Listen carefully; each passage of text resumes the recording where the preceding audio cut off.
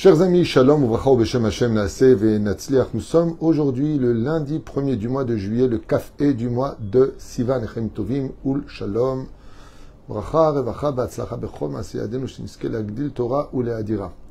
Pour ce 1er juillet, dans notre liste, nous avons un cours sur un des enseignements du Baal Shem Tov transmis à ses élèves, racheté par, juste un instant, ce cours-là a déjà été fait. Voilà, dans notre liste, nous en sommes à... Voilà. Jour pour remercier à Kadosh Baruch Hu et prière pour le mariage prochain de ses frères et sœurs et aussi la réussite de ses enfants et de son mari, acheté par Déborah. Voilà, pas plus que ça comme renseignement. Déborah a acheté donc ce Shiur, Be'ezrat Hashem, pour la réussite. Remercier à Kadosh Baruch Hu pour le mariage, Be'ezrat Hashem, prochain de ses frères et sœurs, et aussi pour la réussite de ses enfants et de son mari. Donc, Todara à Déborah, Ayekara Hashem, Evarech Otach, Ubechol Asher Lach Lechaim, Tovim, Ul Shalom, même si on n'en saura pas plus sur vous. Donc, Beilum Shem, Be'ezrat Hashem. On commence tout de suite notre shiur, bien sûr, en tenant compte et en priant le ciel que tous nos otages reviennent le plus vite possible. Shachem Mishpor al Chayelun, Vetam Ekol Tsar Mtsukam, Ekol Nega Machalai, que de bonnes nouvelles, Ekol Am Israël. Shachem Ekol Mishalem. Amen, ve Amen. Un enseignement rapide, conséquent et important à prendre en compte à propos justement de cette paracha où il y a tellement de choses à dire pour lesquelles Rashi nous dit il y a fait Nidreshet à paracha Azot. Il est bon de parler de cette paracha car elle est toujours d'actualité, les fameux conflits. Vatiftach Haretz et Pia. Dans cette paracha de la semaine, on nous apprend qu'un miracle s'est produit, qu'on retrouvera dans Masechet Avot, où 10 choses ont été créées Ben Hashmashot, et une d'entre elles, alors que le crépuscule de la création se faisait entendre dans la fabrication du monde, le Créateur a créé 10 miracles qui auront lieu et qui seront placés au fur et à mesure de l'histoire. Et l'une d'entre elles, c'est justement le fait que Piaton, il y a marqué là-bas, le BR de Myriam, le Piaton, la bouche qu'on verra dans le parachat de Balak de cette fameuse ânesse, et puis en même temps la terre qui va s'ouvrir et donnera, Be'ezrat Hashem, qui donnera, Be'ezrat Hashem, ce miracle incroyable où, pour une fois, et c'est une chose que très souvent les gens aimeraient voir, tout à l'heure j'en parlais avec mon fils, c'est que les gens qui vivent dans la Sitra Hara, les gens qui se battent pour l'orgueil, leur ego personnel, et qui oublient de travailler pour Hashem,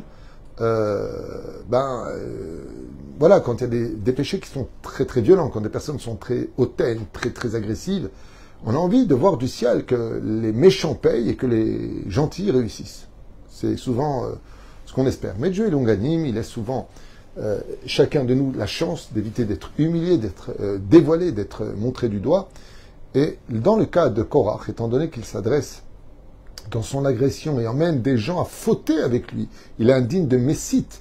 Messite, vous savez qu'on n'a pas le droit d'avoir de pitcher pour lui, ni de prier pour lui, ni quoi que ce soit. Et donc, Vatiftar, arrête cette pia, la terre s'est ouverte, Mida keneged Mida. Celui qui ouvre la bouche sur les Talmidei Chachamim, Nivla betocha Adama. Ainsi donc, cette paracha vient nous dire, Vatiftar, arrête et pia, Vativla otam. Pourquoi Vativla otam? La terre les a avalés eux. Et la grande question, c'est de savoir, mais si c'est Korach qui a incité à la faute, pourquoi tout le monde a été puni? La Mishnah nous dit, dans Masechet Avot Perek Aleph, Oy le Racha ve Oy le Shreno. Comme vous le savez tous, malheur à celui qui est voisin d'un homme qui est Racha. Car quand vient le filet, un petit peu à l'image du poisson, quand il est ramassé, eh bien, il n'y a pas que les poissons qu'on aurait voulu pêcher qui sont à l'intérieur du filet, mais tout ce qui fréquentait ces poissons, tout ce qui était autour de ces poissons-là, sont aussi attrapés avec eux. D'où l'importance de faire attention à nos fréquentations par rapport au fait qu'on ne sait pas ce qui pourrait arriver à cette personne-là, surtout quand des fois le décret vient de André Lamoussia, c'est-à-dire que le créateur du monde envoie une espèce d'ange destructeur, et Rashi nous dit à propos du déluge que quand descend André Lamoussia, cet ange terrifiant, il ne fait pas la différence entre le tzaddik et le rachat. Ce qui fait que même les tinokotes, nous dit la Gemara dans Masechet Sanhedrin, même les bébés, qui n'ont pas de rapport, ils n'ont pas fauté, sont descendus avec Korach par la faute de Korach. Ça veut dire qu'il y a une responsabilité dans les conflits qui fait ce qu'on appelle effet domino, ou voire vague, des ondes. Dans le conflit, et c'est ce qu'on va étudier ensemble d'ailleurs à propos d'un enseignement d'un des plus grands chassids de l'histoire, Rabbi Aaron Mibelz, Zecher Tzadik Kadosh Tibracha, comme il va l'expliquer parfaitement dans la suite des versets. D'ailleurs, c'est une grande question qu'on peut poser. Ok, Korach a été avalé. Mais son or, il est où? Où est l'or de Korach? Mon fils, il dit, il est chez moi. Non. Allez, vaille. Où est l'or de Korach? Eh bien, la réponse est que l'or est descendu avec lui en enfer. Lama, parce que c'est l'argent qui a aveuglé Korach, comme on l'a expliqué hier. Des fois, en vouloir plus que ce qu'il ne te fallait peut te faire perdre tout ce que tu avais. Retenez cette phrase, elle est très importante. La meilleure façon d'avoir plus dans la vie, c'est de passer son temps à dire merci pour ce que l'on a. Et voici que Israël a fait entendre sa voix, qui amrou pentiblaenu haaretz, de peur que la terre vienne aussi nous avaler nous-mêmes. Donc d'un coup, il y a une prise de conscience.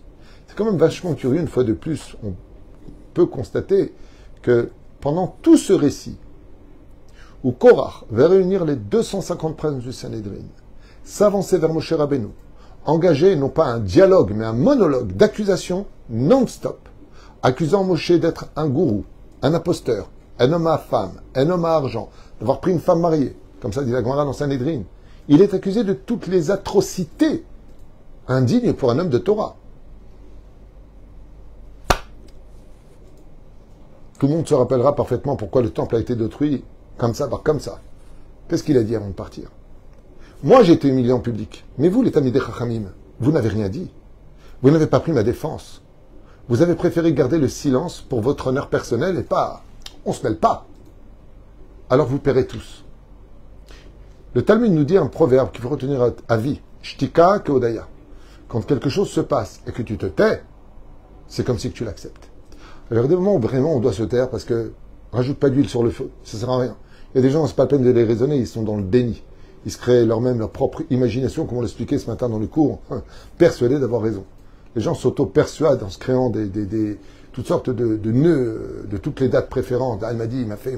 Après, voilà, j'ai raison. C'est-à-dire, qui t'a dit que tu as raison? On a vu que beaucoup de Talmidei Chachamim qui étaient forts en Torah ont eu tort d'avoir raison. Korach, les 250 princes, les 24 000 élèves de Rabbi Akiva, tous ont la Torah.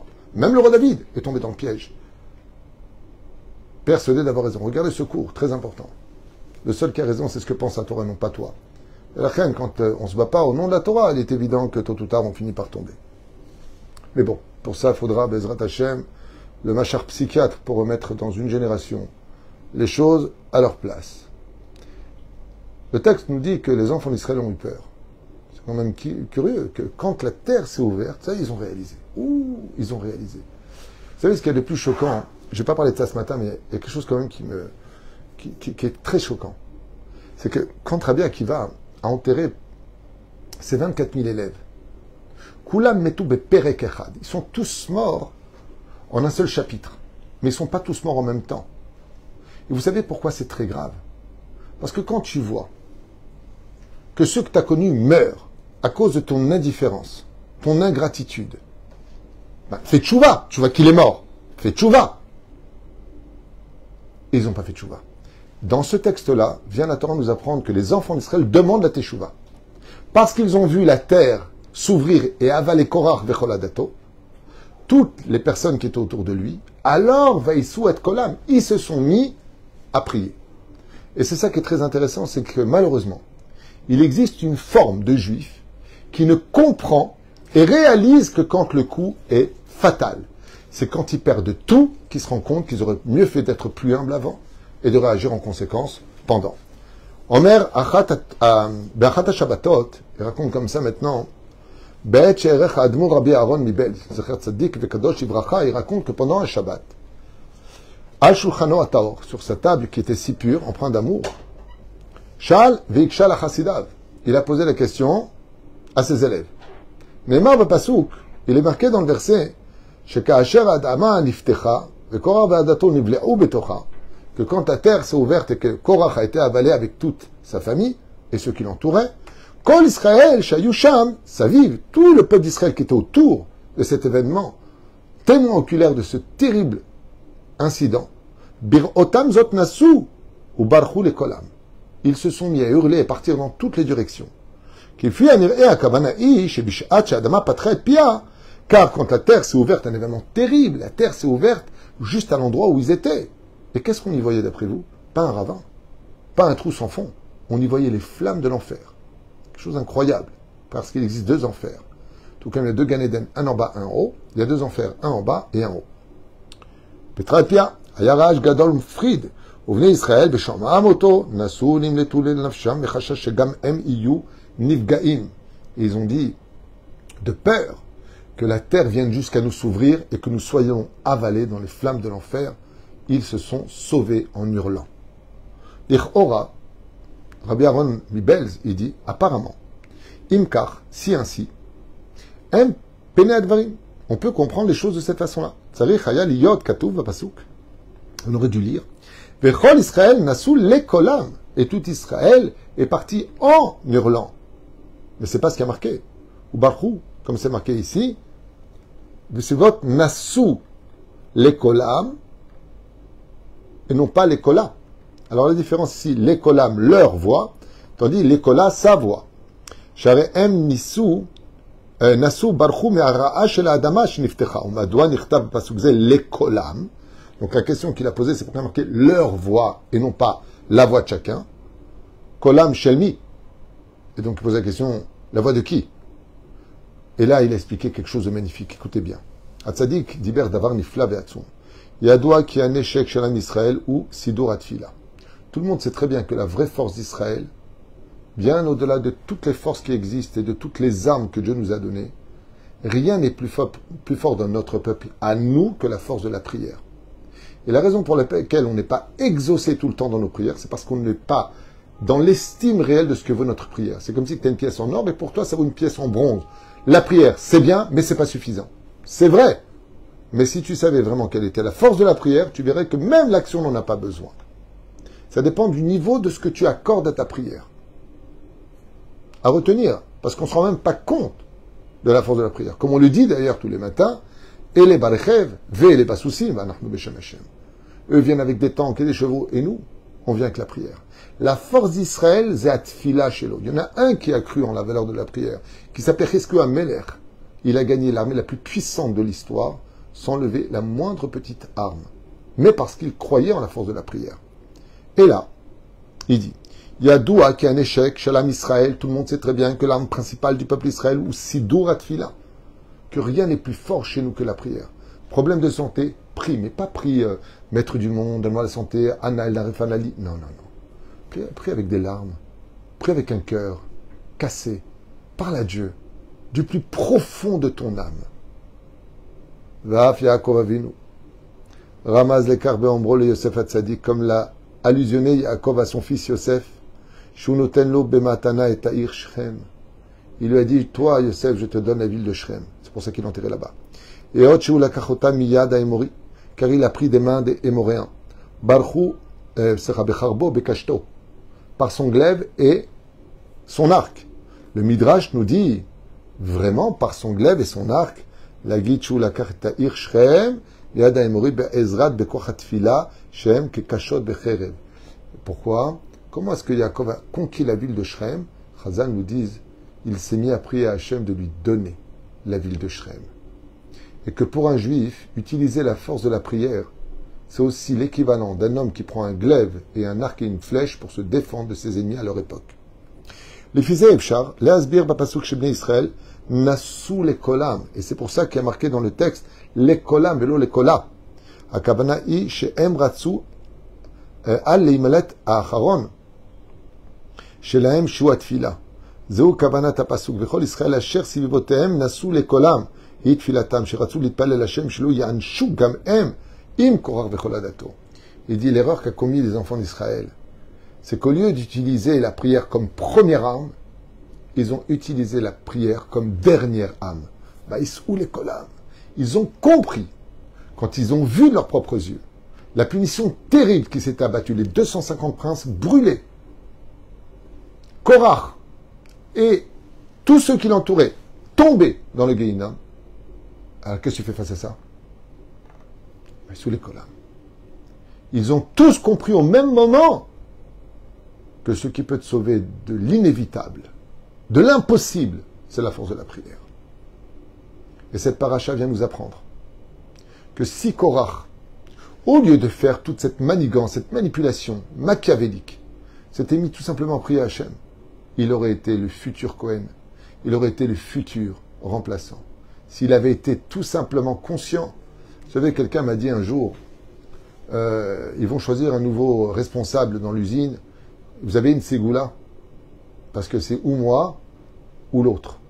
Je lui ai dit, prie Dieu, pourquoi tu demandes au directeur de te choisir toi pour être le nouveau responsable? Demande au patron qui dirige le monde de te nommer responsable. Il m'a dit, je crois que Dieu veut m'écouter, moi. Je lui ai dit, maintenant que tu viens de dire ça, évite de prier. Ça ne portera pas ses fruits. Et je vous affirme, si vraiment on était conscient que Dieu nous écoute, que Dieu est proche, que Dieu connaît tout, et qu'on priait de toute notre âme, pas par nos lèvres, lèvres nishbar v'nitke elokim lotivze, d'un cœur cassé, brisé, on suppliait Hachem, kol atzmotai tomarna Hachem, toute son âme, comme quelqu'un qui a mal, comme quelqu'un qui veut vraiment. Je vous affirme qu'il n'y a pas besoin de crier jusqu'à Dieu et qu'on a beaucoup de chance d'avoir notre prière exaucée, même si des fois, ce n'était pas trop le moment, Dieu s'arrange.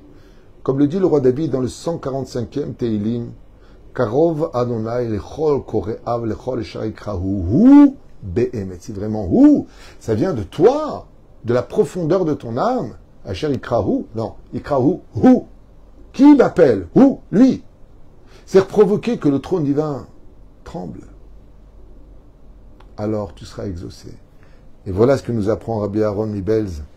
Quand ils ont vu que maintenant la terre s'ouvrait, ils ont eu tellement peur que quoi? Vechol Israël Asher Silivotehem, tout Israël qui était autour, et qui s'était tu jusqu'à maintenant, en train de regarder, comme des gens curieux, au lieu de réagir, l'honneur de Moshe est bafoué, vous vous taisez, Nassou le Kolam, ils ont demandé pardon à Dieu. Ils ont commencé à crier. Hit Filatam, et ils se sont mis à prier, car leur cri, c'était leur prière. Sheratul Itpalel Hashem Shelo Yanshu, suppliant par le biais de la prière à Dieu de ne pas les punir. Gam Em Im Korach Va'adato, comme Korach et Adato venaient d'être unis. Mikan Ilmad. De là, nous apprend le Baal Shem Tov. Magadol Kocha Shel Tfila, Abba Nitrazek Bitfila Venarviach.